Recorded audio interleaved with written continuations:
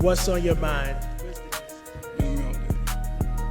Hey yo, as I look around this room, if you're 35 years old or younger, raise your hand.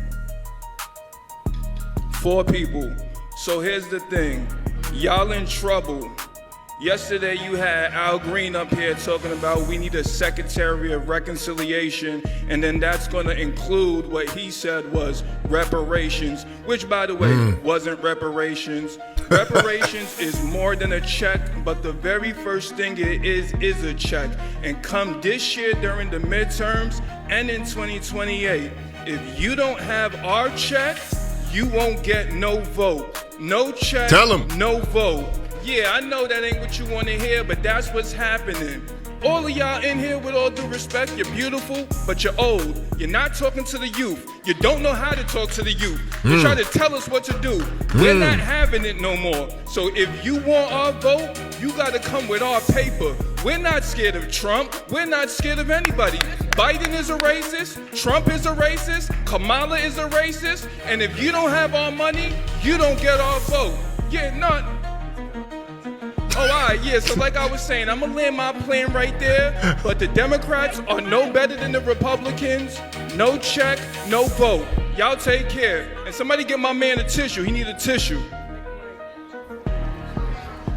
Thank you. First, let me clarify something. There are many young people that are part of the National Action Network. I happen to be one of them. Lies. Oh, lies! Let me say, in terms of our report for the year, and then we're going to go on with the program. Our young people are rehearsing, getting ready for this afternoon. This is our Youth Day. I heard somebody talk about young people. They tell them to just stay around. They're going to see 2 people, afternoon, all of the youth in there. And I don't know, but you get provocateurs, because anybody that is talking to somebody younger than them holding the mic, then you know that they paid agents. Nigga, please. Reverend Al Sharpton has come clean about his secret past as a government informant. CBS 2's Dave Carlin tells us the activist admitted to helping the FBI bring down some of New York's most wanted. I was not and am not a rat. What did you say, nigga?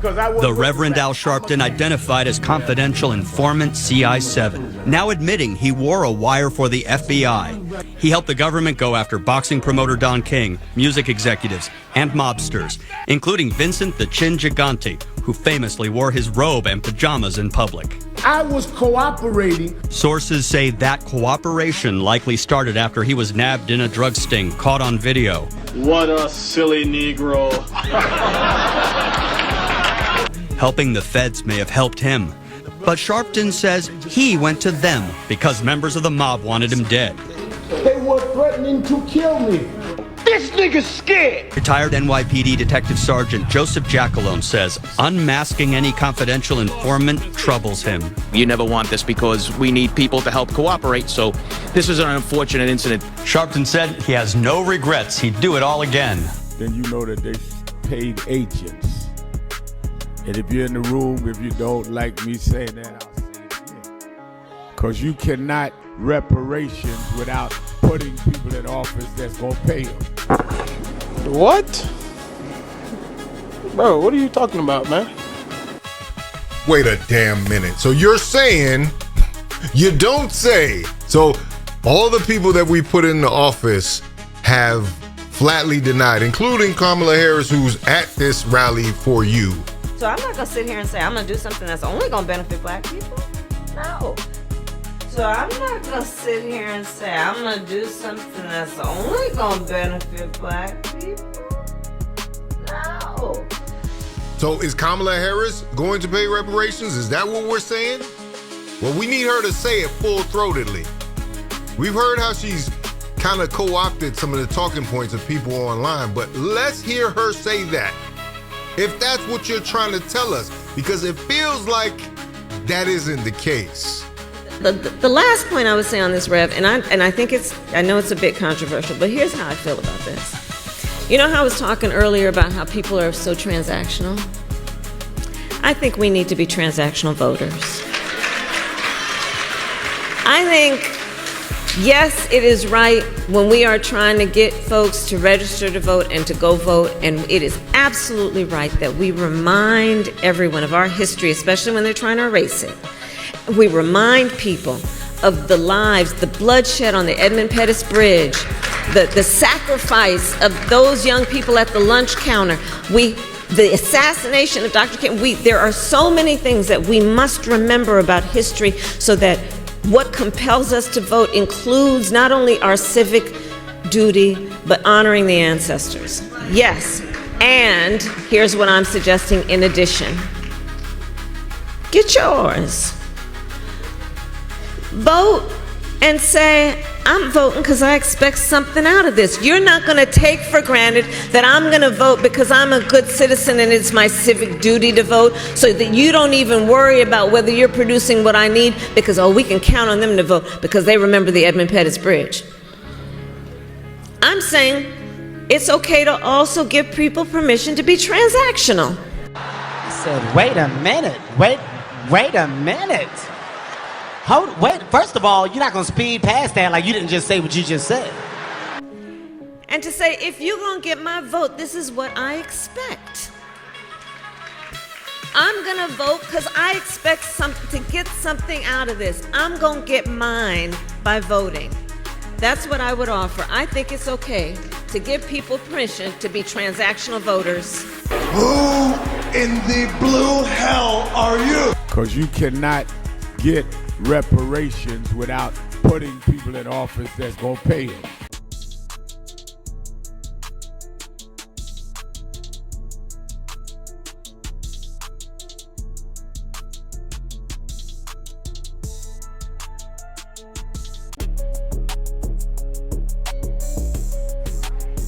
So talk that ignorance somewhere else. Who the think you talking to? No, people talking about we have been for all of our existence fighting for reparations, made every candidate pledge to it. You cannot get reparations unless you elect folk that's gonna pay it. Who you gonna pay yourself? And how far has that gotten us? We haven't gotten near dime messing with what you're talking about. And that's the problem. And that's the problem. If you see this, if you keep bumping your head and you keep figuring that you're not getting results, that we're not really gaining any type of results under your leadership and your ilk. So why would we then want to continue down this path just because you said so?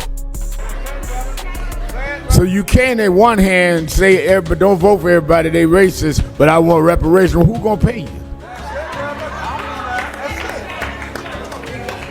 So either you paid or you stupid or both.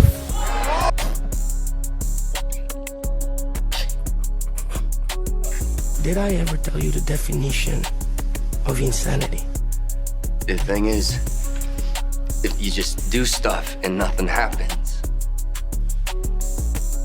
what's it all mean? What's the point? I mean, I don't see nobody standing up. I didn't see whoever it was. But yeah, okay. I was at college and the guy stood up talking about, I don't believe in all that nonviolent stuff. Y'all need to get out the way and da-da-da-da, and da-da-da-da. And all you punks, I said, hold it with the punk stuff. I said, because you got one punk out. You go to second punk, you're gonna get the best nonviolent whipping you ever got in your life. You ain't gonna do shit, nigga.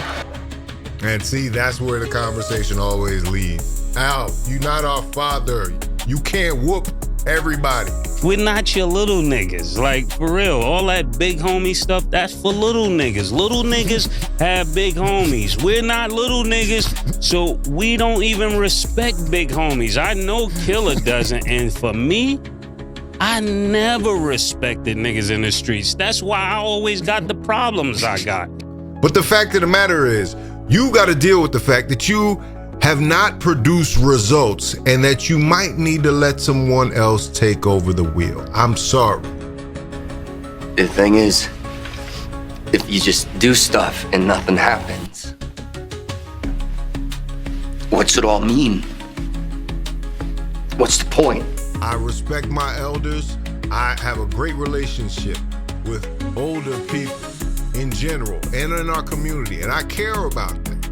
But at a certain point, you've been doing this since the 1970s. Maybe take a seat and listen. I guess that means you need to shut the fuck up. I would fuck up. Shut the fuck up. To what people are saying. Listen, instead of trying to make a living off of the work of civil rights and being paid by politicians to do their bidding, you might want to listen more than you talk. That's all I'm saying. Because I'm not scared of the folk we fighting. I ain't scared of the folk we fighting with. They were threatening to kill me. They were threatening to kill me. This nigga's scared.